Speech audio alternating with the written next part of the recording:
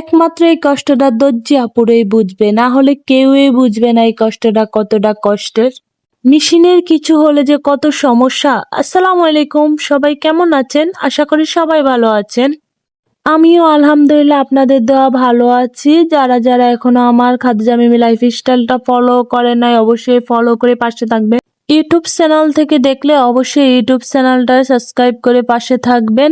আর কিন্তু টিকটক আর ইনস্টাগ্রাম থেকে দেখলে ফলো করতে ভুলবেন না। আমি মেশিনটা নিয়ে বাজারে চলে আসছি। এত ভারী একটা মেশিন হাত দিয়ে নিতে অনেক কষ্ট হয়। আমি ঈদের 2 দিন আগে মেশিনটা নিয়ে বাজারে গেছি, এদিকে গরু নিতেছে মানুষ। আমি মেশিনটা নিয়ে মেশিনের দোকানে চলে আসলাম। আমি আগে যে দোকানে মেশিনটা ঠিক করছি উনি আমারে মেশিন ঠিক করার বদলে উল্টা আরো নষ্ট করে রাইখা দিচ্ছে, যার কারণে আমার এখন অনেক টাকা লাগছে মেশিনটা ঠিক করতে। উনি আমারে কি কি দিয়ে বাম বাম বুঝিয়েছিল।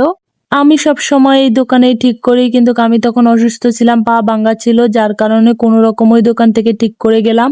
এখন ওনার কাছে এসে বললাম যে আমার মেশিনটা তো ঠিক নেই, আপনি ঠিক করে দিন। আপনি আমার কাছ থেকে এত টাকা নিলেন, বললেন যে আবার আসলে ঠিক করে দেবেন। উনি বলতেছে এখন ঈদের টাইম, আমি ধরবো না, আমি করব না, আপনি অন্য জায়গায় গিয়ে ঠিক করান।